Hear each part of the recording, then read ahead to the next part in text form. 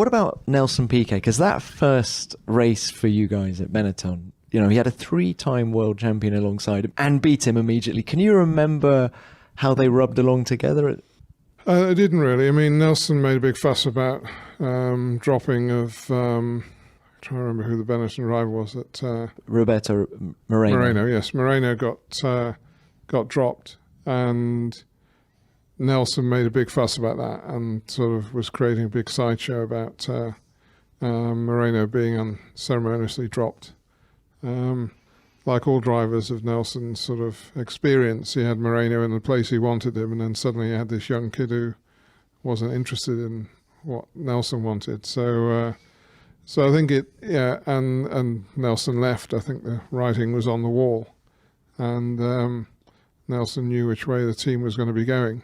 So, you know, it's a cruel world in that environment. You don't choose your direction's chosen by the people that are in the team, in the sense that, so I think Nelson knew that even though he'd had a good relationship with the team, that his time was over. So, and I think Nelson had vast experience. I think probably, I can't remember the details, but I imagine that last part of that season, Nelson probably pulled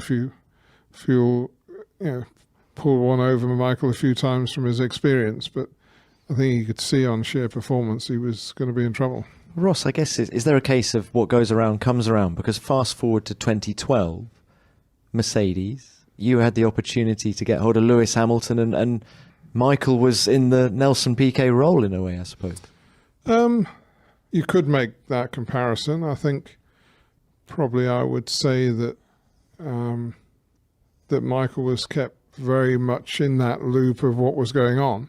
I think the thing that was explained to Michael, and I know I explained to Michael, was that Lewis was coming to the end of his contract, and there was a window that he was going to be available in.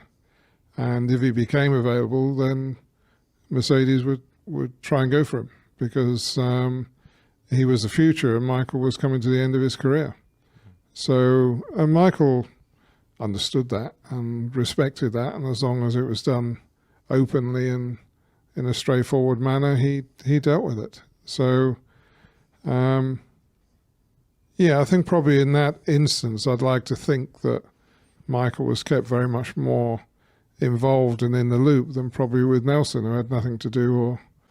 And I think from memory, Flavio tried to keep Nelson, but it was clear Nelson was not going to hang around when Michael turned up.